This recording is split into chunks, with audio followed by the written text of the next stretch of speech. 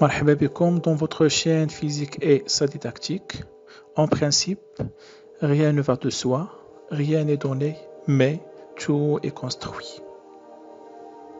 Alors, dans une séquence précédente, à revoir via le lien qui se trouve dans la boîte de description, nous avons signalé qu'un professeur de sciences physiques peut travailler avec plusieurs ressources numériques de différentes extensions.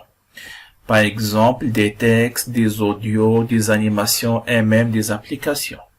Aujourd'hui, on prend l'exemple d'une ressource numérique d'extension PowerPoint. Restez avec nous.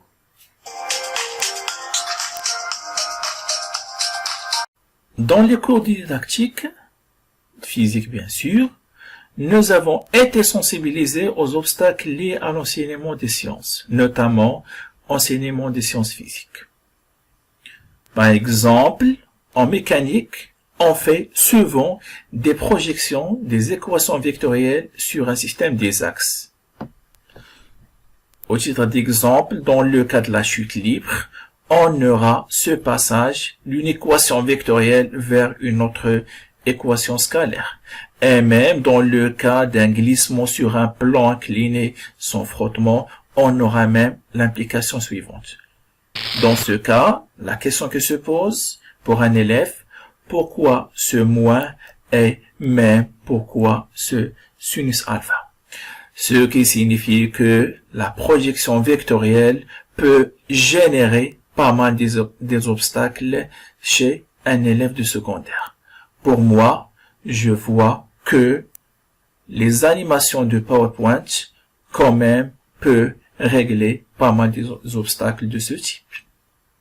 Par exemple, lors de la gestion de la leçon d'équilibre d'un corps soumis à trois forces, destinée bien sûr aux élèves de tronc comme à BIOF, le professeur doit montrer aux élèves les deux conditions d'équilibre avant de traiter l'une des conditions d'équilibre d'une manière géométrique et même analytique. Ainsi, l'activité de départ a pour objectif de montrer ces deux conditions d'équilibre. Donc, voilà, je lis. Afin de découvrir les deux conditions d'équilibre d'un solide soumis à trois forces, un professeur a utilisé un dispositif expérimental constitué d'une plaquette de masse négligeable. Masse négligeable, c'est-à-dire on n'a pas le poids, et de 3 dynamomètres. À l'équilibre, les dynamomètres indiquent les intensités 4, 3 et 5 newtons respectivement. Premièrement, tu précises les forces exercées sur la plaquette. Deuxièmement, tu représentes ces forces. Troisièmement, tu fais les translations nécessaires pour tracer un polygone. Et finalement, tu traces les lignes d'action des forces et tu donnes la conclusion. On aura bien sûr l'équilibre avec 3 forces. En se basant sur l'échelle suivante, on aura les représentations suivantes. Ainsi, pour avoir le polygone fermé, on peut compter sur les animations. Donc, tout simplement, je fais cette translation de telle sorte que l'extrémité de cette force sera confondue avec l'origine de F3. Et dans ce cas, on va faire la translation de F2 et on va voir qu'est-ce que se passe-t-il.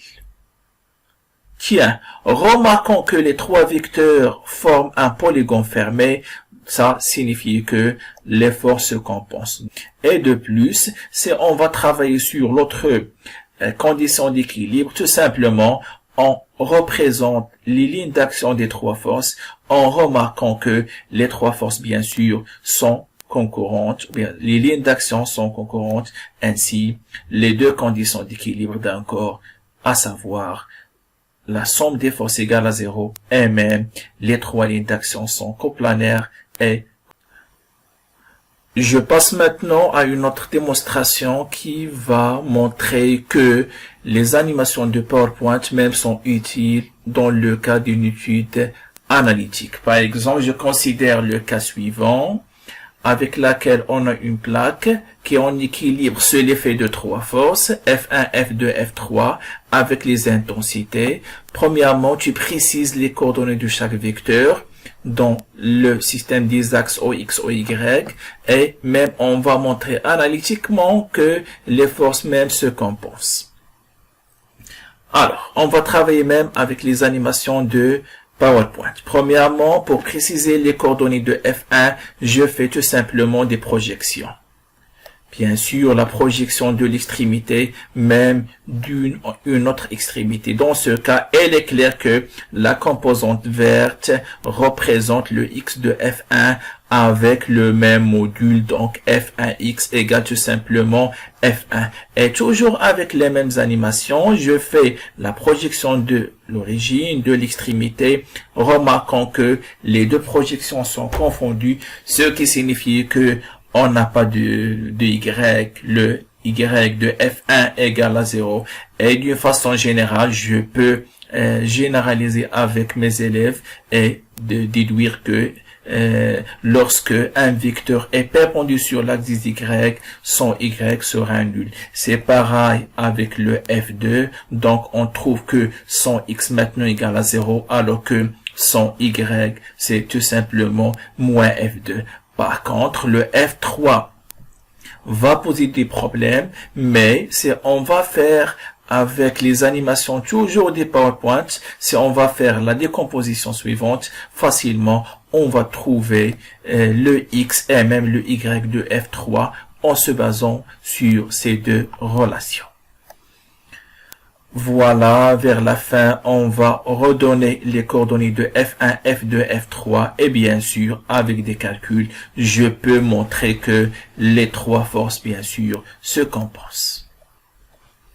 Alors, passons maintenant vers un autre exemple qui va tout simplement montrer que les animations de PowerPoint sont très utiles pour pas mal des obstacles liés à l'enseignement de la mécanique. Alors ici, on aura un contact avec et sans frottement. Pour montrer ça, tout simplement, pour le cas A, je représente le poids, je représente le T, et finalement, je représente le R en se basant sur deux éléments. Premièrement, le point de contact, bien sûr, sera ici. Deuxièmement, puisque les trois lignes d'action sont concurrentes, certainement le R passe de ce point.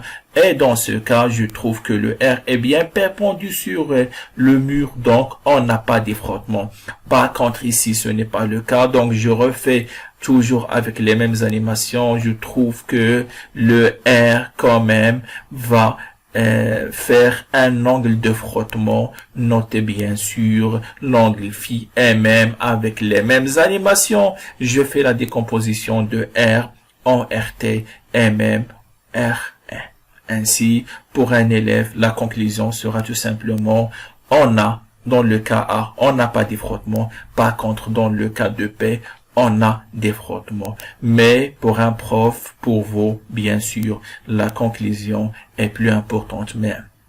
On peut déduire que l'utilisation d'ITIS, notamment les animations de PowerPoint, peut régler pas mal des obstacles liés à l'enseignement de la mécanique. Voilà, merci pour votre attention. Bien sûr, s'il y a des questions, n'hésitez pas à les poser dans la partie de commentaires.